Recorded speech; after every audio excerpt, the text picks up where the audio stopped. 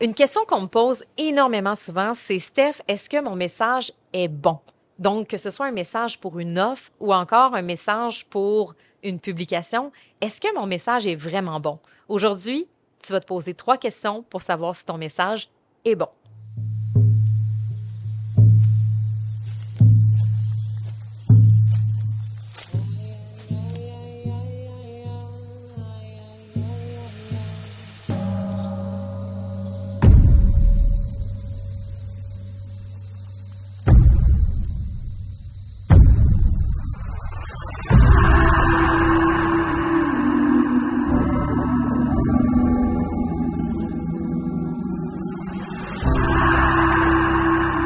Aujourd'hui, c'est terminé de se taire. T'es pas ici pour plaire, mais pour partager un message, une vérité, une vision pour le monde. Ta voix porte quelque chose de plus grand que toi. C'est une médecine puissante.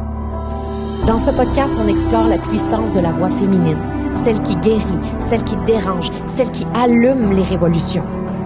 Parce que tu es ici pour créer quelque chose de grand avec ta voix, pour partager ce qui est en dedans de toi.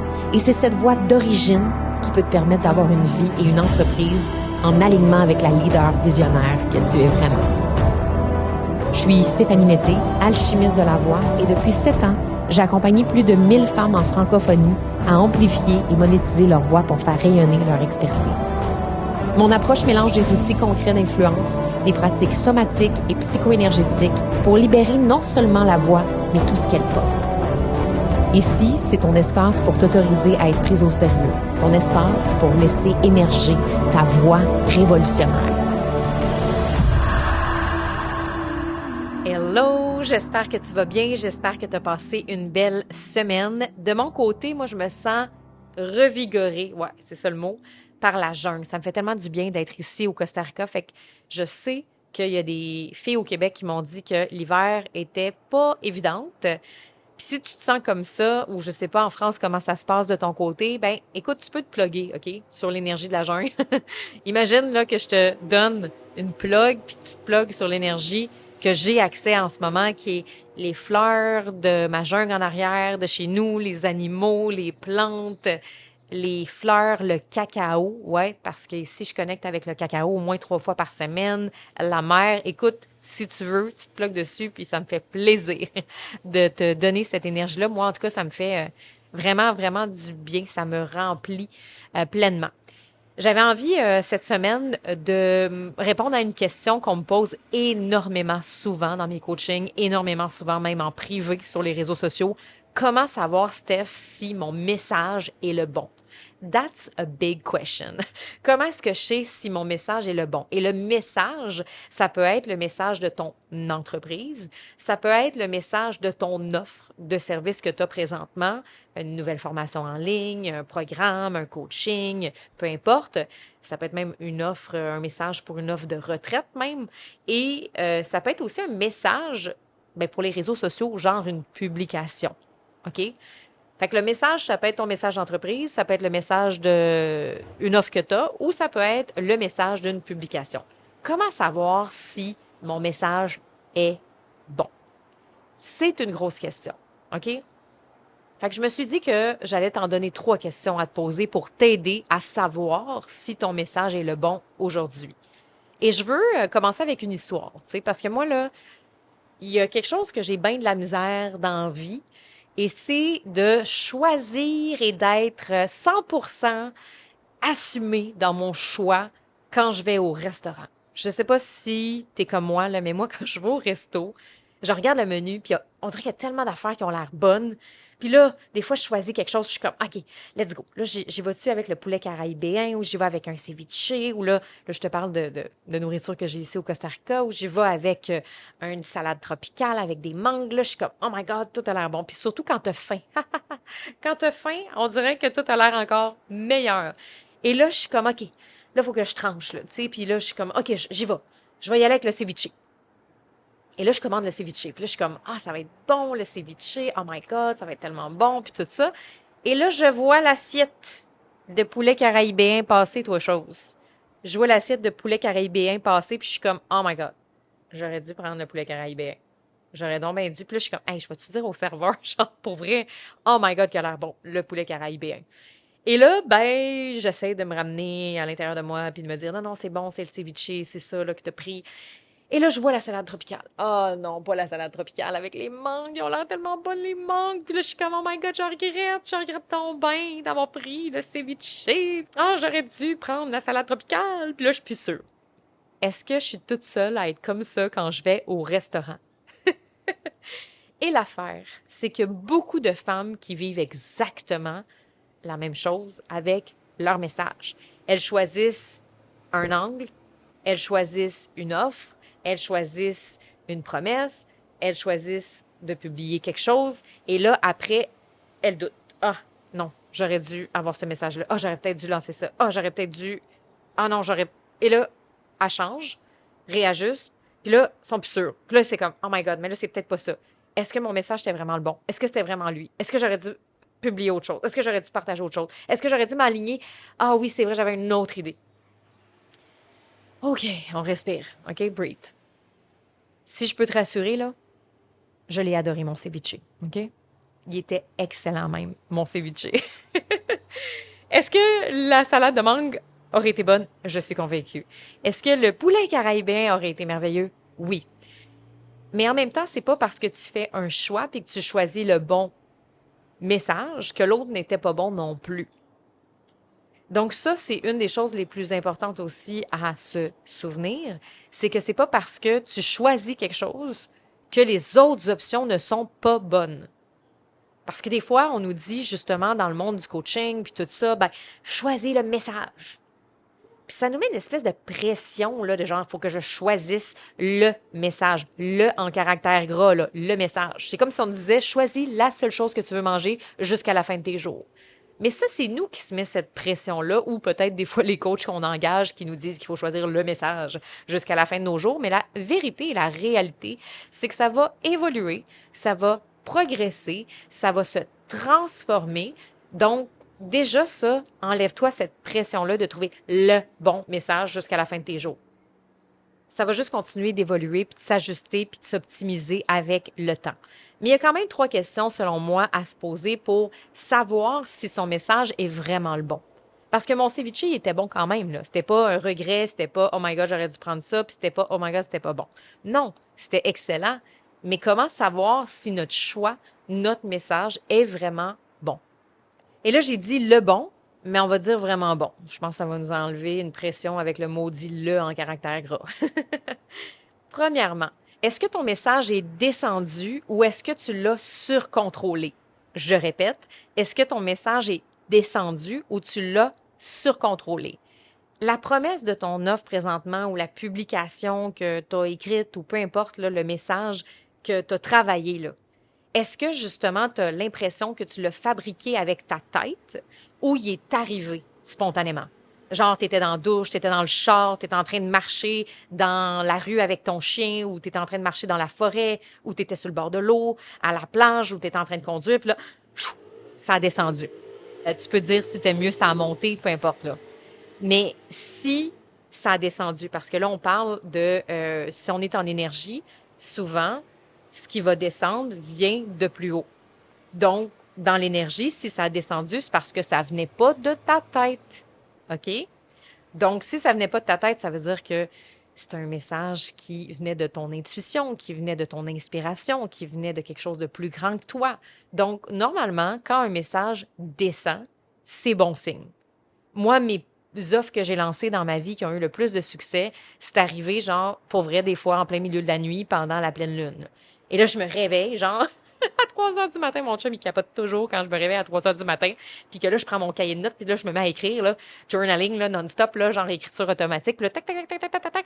Puis pour vrai, je vois tout. Je vois les images de mon brand, là, j'écris, puis tout ça. Qui se retrouve ici, là-dedans, hein, à main levée, que je vois pas pantoute, mais c'est correct. Et là, je suis comme, oh my God, mais ça va être bon, ça. C'était pas prévu, là. Ça a descendu. Puis même si tu es dans un accompagnement présentement où tu es en train de travailler ton offre, tu sais, moi, dans Oratrice Monétisation, j'aide mes clientes à créer une offre ou optimiser leur offre actuelle.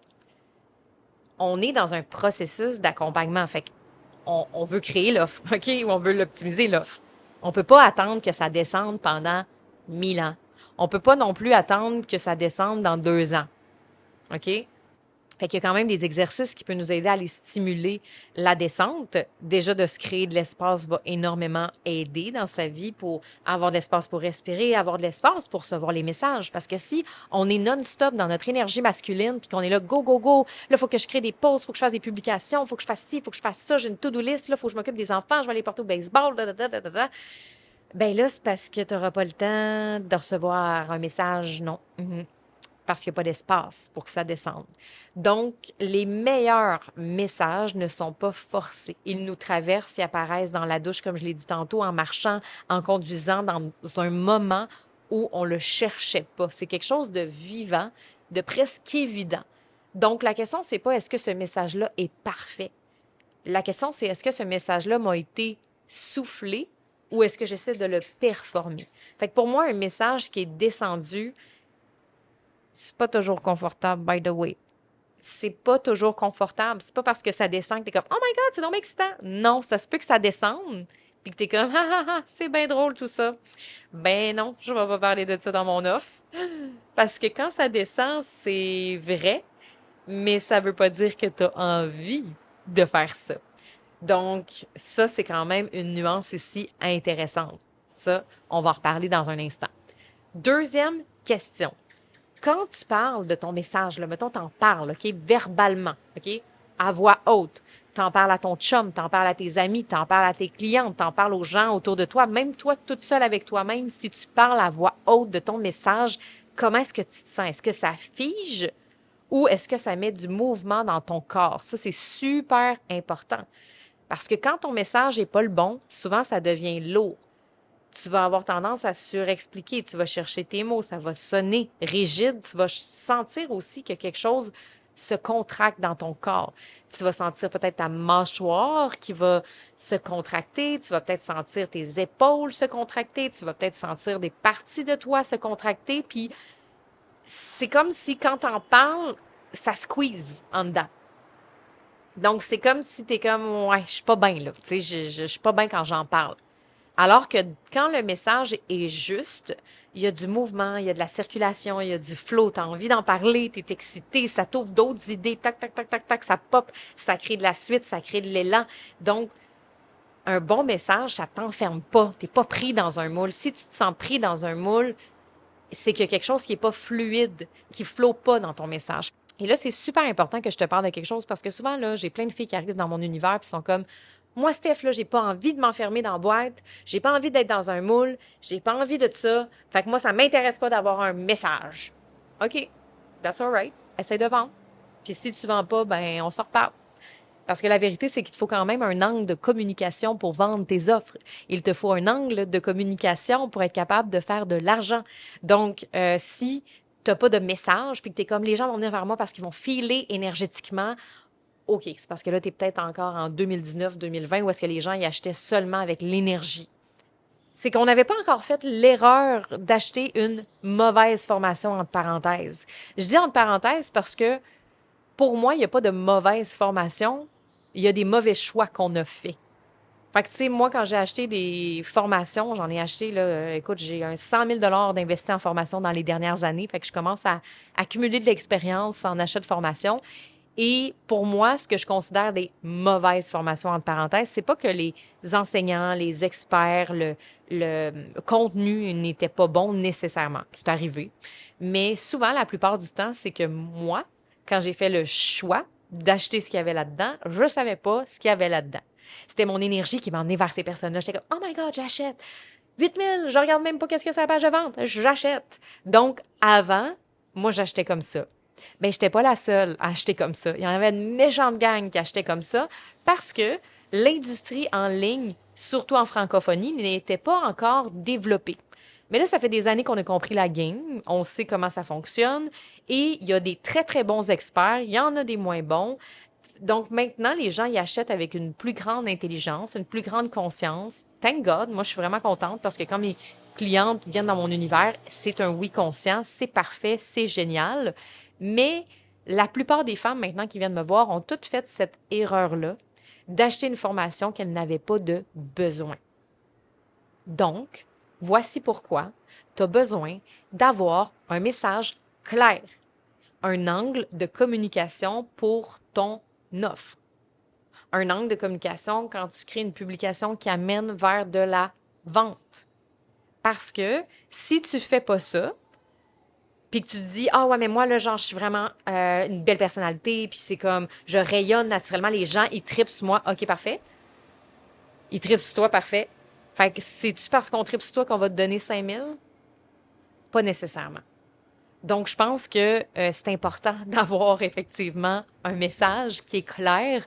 Si tu veux faire des ventes, surtout en ce moment, au moment où j'enregistre cet épisode de podcast, on est en 2026. En 2026, les gens n'achètent plus des personnalités. On achète quelque chose qu'on a de besoin parce qu'on a tous déjà acheté quelque chose qu'on n'avait pas de besoin. Donc, si je te ramène à la question, quand tu parles de ton message, est-ce que ça fiche? Est-ce que tu ressens des tensions dans ton corps? Est-ce que tu te sens pris dans une boîte? Ou encore, ça met du mouvement. Tu es comme, oh my God. J'ai travaillé avec une cliente récemment, puis quand j'ai commencé à travailler avec elle sur son message au début, c'était bon. Tu sais, mettons, elle était excitée, mettons, sur une échelle de 3 sur 10. C'était comme, ah, ça, c'est mon message. Non, non, non, parfait. Da, da, da. À la fin de notre coaching, c'était comme, oh my fucking God. Là, c'est fou raide. J'ai jamais été aussi excitée de mon offre, de mon message. Puis là, genre, tout s'est placé après. Ça, c'est du mouvement. C'est drôle parce que je te parle en ce moment, je suis en train d'enregistrer le podcast, puis je bouge dans mon corps. Je suis comme, oh yeah. On le sent, là, quand on est excité, on le sent dans notre corps, on le sent dans nos cellules, on le sent, là, ça bouge, ça groove. On est comme, oh yes, baby. J'aime ça, cette offre-là. J'aime ça, ce message-là. Sois excité parce que tu vends. Sois tellement excité parce que tu vends, parce que ça va faire toute la différence. Troisième question, est-ce que ce message-là ouvre quelque chose? J'en ai parlé un petit peu tantôt que quand notre message est en mouvement, ça ouvre, par exemple, des idées. Mais justement, c'est intéressant de te poser la question, mon message présentement, est-ce qu'il ouvre des choses? Je vais te donner des exemples concrets. Fait que moi, par exemple, mon message, c'est en lien avec la voix des femmes. Mon message, si on prend mon message un peu plus global, ben mon message, c'est justement de permettre aux femmes de se reconnecter à leur voix d'origine pour qu'elles puissent vraiment être en alignement avec elles-mêmes. Fait que ça, c'est mon grand, grand message. Après, j'ai d'autres messages pour mes offres, tout ça, mais mettons, on prend the big message, OK? Le gros message. Fait que mettons qu'on prend ce message-là. Est-ce que quand je nomme ce message-là, est-ce que ça ouvre des idées? Tellement d'idées pour des podcasts, tellement d'idées pour des formations, tellement d'idées de choses que je pourrais créer. Est-ce que ça ouvre des opportunités? Tellement d'opportunités, des conférences, des événements, des ateliers, des workshops, des collaborations, des partenariats. Il y a plein de choses que ça ouvre. Est-ce que ça ouvre des histoires, tellement d'histoires de storytelling, de femmes qui ont été brimées, de femmes qui n'ont pas pu partager leur histoire, d'histoires des femmes du Québec, d'histoires des femmes du Moyen-Âge, plein d'histoires personnelles, d'histoires sociétales, d'histoires collectives. Ça ouvre plein d'histoires. Est-ce que ça ouvre des conversations? Des conversations sur le féminisme, des conversations sur l'argent, des conversations sur la business, des conversations sur la prospérité, des conversations sur plein d'affaires, tu sais. Donc, est-ce que ton message ouvre des choses? Et si la réponse est oui, ça va bien. Donc, ces 3 questions-là, moi, m'aident et aident mes clientes à savoir si elles ont un bon message. Et peut-être pas le bon message, parce que ça peut nous mettre une pression. Le mot « le » en caractère gras, c'est comme si tu avais choisi le ceviche jusqu'à la fin de tes jours. Mais la vérité, c'est que tu peux y retourner au restaurant la semaine prochaine prendre le poulet caraïbéen, là. C'est ça, la vérité. Donc, on n'est pas pris dans notre message. Il n'y a personne qui va te mettre dans une cellule parce que tu n'as pas choisi le bon message. On se met cette pression-là, je le vois dans les coachings, les filles sont comme « Moi, je vais pas être pris dans une boîte. » C'est correct, là, tu sais. Tu as vécu ça dans le passé, là, mais moi, c'est pas moi qui décide. C'est pas moi qui décide. Moi, je suis juste là pour te guider, pour te dire, moi, ce qui a marché pour moi, ce qui n'a pas marché pour moi, pour te transmettre mes skills de communication, de copywriting, de voix, de message. Après, t'en fais ce que t'en veux. Sauf que souvent, être pris dans une boîte, c'est plus une peur, c'est plus un trauma, c'est plus quelque chose qu'on a vécu dans le passé, puis on a peur que ça réarrive, mais à cause de ça, des fois, Ça fait en sorte qu'on ne vend pas parce qu'on ne veut pas avoir un message. Parce qu'on aime mieux être free for all en se disant que les gens vont connecter avec notre énergie. C'est full 2018. Donc, est-ce que ton message est descendu ou est-ce que tu l'as contrôlé, surcontrôlé? Première question. Je te répète les 3 questions. Deuxième question, quand tu parles de ton message, est-ce que ça fige ou est-ce que ça met du mouvement dans ton corps? Est-ce que tu ressens une contraction ou au contraire une expansion, puis ça bouge, puis ça groove, puis tu te sens bien? Et dernière question, évidemment, est-ce que ton message ouvre quelque chose? Fait que des conversations, des histoires, des idées, toutes ces choses-là. Et si la réponse est oui, oui, oui, that's good. Tu es dans la bonne voie. Tu peux continuer de l'ajuster, l'optimiser. Si la réponse est à moitié oui, à moitié non, tu peux probablement l'amener à son prochain niveau. Ça, c'est clair. Donc voilà, c'est ça que je voulais te partager aujourd'hui. Fait que si tu as un message que tu es en train de travailler en ce moment pour une offre, pour une formation ou encore pour même une publication, ben ça peut t'aider à vraiment assumer puis affirmer ton message pleinement. Voilà. On se retrouve la semaine prochaine, à la semana proxima. Bye. Cet épisode-là a éveillé quelque chose en toi, t'a fait vibrer, viens me le dire. La meilleure façon de le faire, laisse un 5 étoiles sur Apple Podcasts et écris ton témoignage. Mais surtout, partage-le. Envoie cet épisode-là à une femme que t'aimes. Une femme qui, elle aussi, aurait besoin d'entendre ce message-là. Parce qu'en l'écoutant, elle pourrait, elle aussi, commencer à libérer sa voix ou à retrouver sa puissance. Et c'est ça, élever nos voix ensemble. Je te dis à bientôt.